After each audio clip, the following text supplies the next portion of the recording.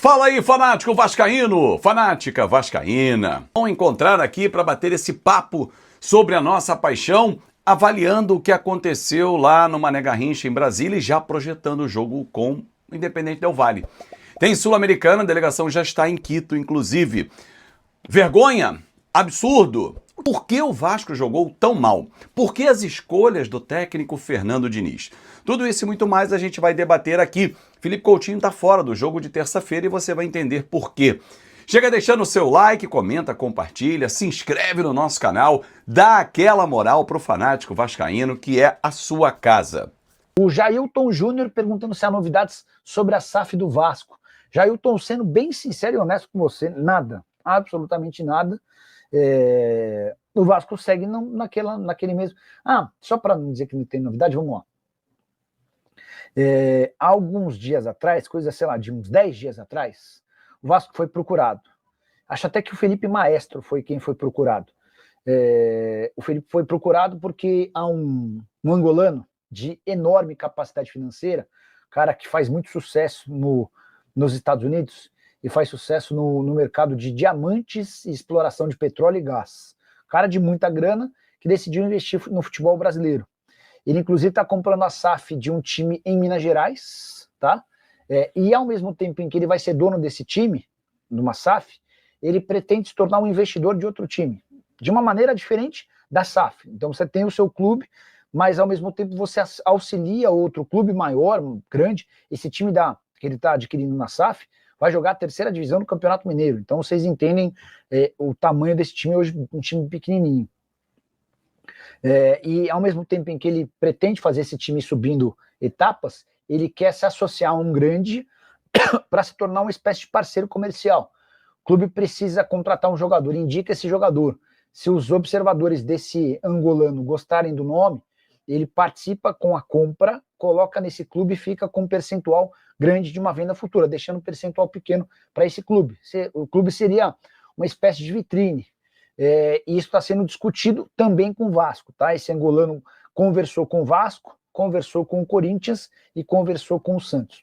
Todas as conversas em estágio embrionário, ainda sem grandes avanços. Mas é uma perspectiva numa modalidade diferente daquela que o Vasco procura, né? A gente vinha contando para vocês que o Vasco sonha, não sei se sonha é a palavra certa, mas que o Vasco procura hoje alguém que coloque... Que assuma a SAF do Vasco, no lugar da 777. Essa seria uma outra maneira, um outro método de negociação. Beleza? Bom, começando já com o Felipe Coutinho, camisa 10, que era dúvida para o jogo de ontem. Aliás, ninguém nem soube disso. O Diniz justificou pós-partida exatamente isso. Ele teve um problema na panturrilha, segundo o Diniz, foi a pior semana do Vasco de treinamento desses 20 dias que o Vasco teve para se preparar para o jogo com o Botafogo. E o Diniz disse que o próprio Felipe Coutinho era dúvida por conta de um problema na panturrilha. Pois bem, durante o jogo foi possível acompanhar o Garré aquecendo ainda no primeiro tempo, e depois o Coutinho foi substituído no segundo tempo pelo Alex Teixeira. Aí é uma substituição que eu não consigo entender. O treinador justificou que nos treinamentos o Alex Teixeira treinou muito bem, então fez por merecer.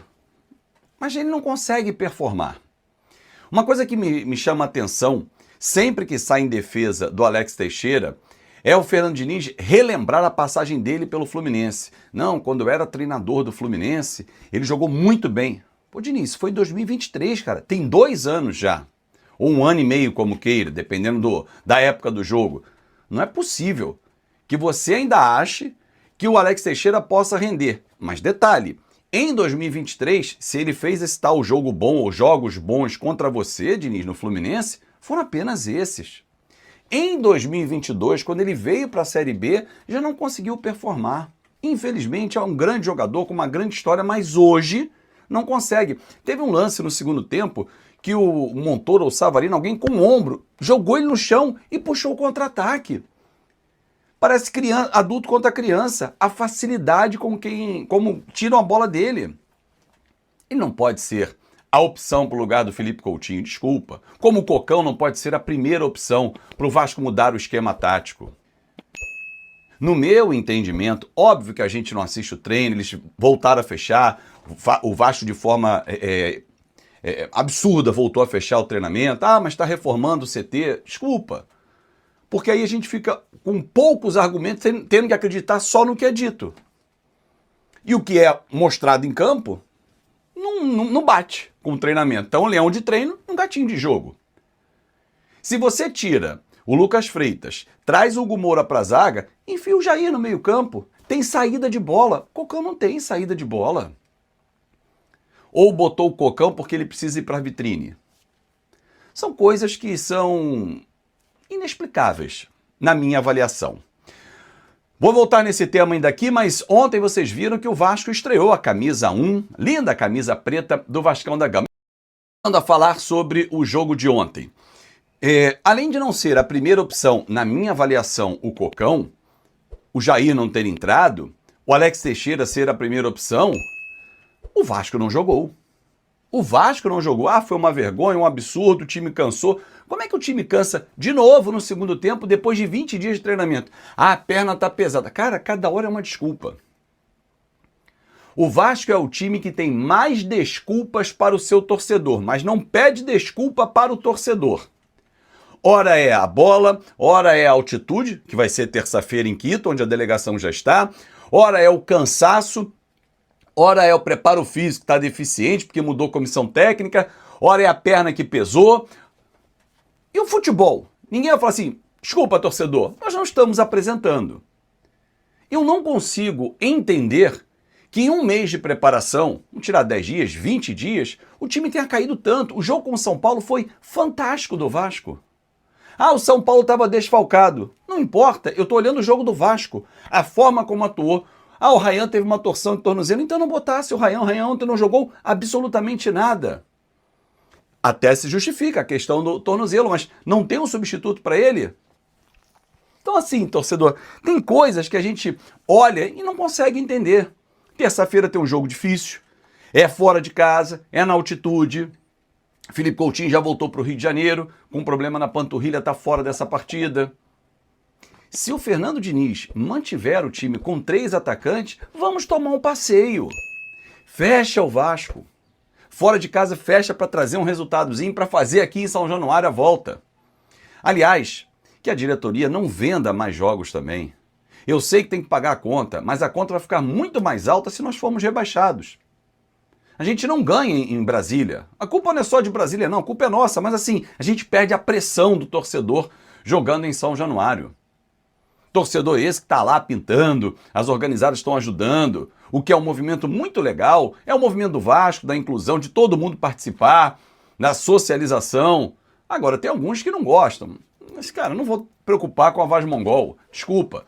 Vou me preocupar com você, torcedor, que está chateado, que está puto da vida. Claro, porque esse domingo estava terrível. Nós esperávamos essa volta, mas não como foi a volta. Sem dúvida nenhuma, a forma como aconteceu foi terrível. Foi terrível. Enfim, resta virar a página, olhar para frente e terça-feira encarar um baita desafio. É hora de repensar o esquema do Vasco, com 3 atacantes, povoar um pouco mais o meio-campo, botar um 4-4-2 com 3 jogadores ali de armação, né, barra volante. Por exemplo, o Jair entrar com o Tietchan e o Hugo Moura e o Coutinho, hoje não, terça-feira não estará, mas alguém ali na armação, e não é o Alex Teixeira que entrou perdido. Não dá, Diniz. O Vasco tá cheio de ladrão de treino. Leão de treino. Os caras arrebentam, mas no jogo eles não estão performando. E é o jogo que baliza o torcedor.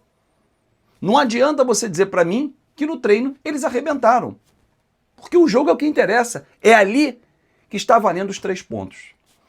Um grande abraço, galera. E aí pessoal, beleza? Não se esqueça de se inscrever no canal, deixar o seu like e ativar o sininho das notificações. Um forte abraço e até o próximo vídeo. Tamo junto.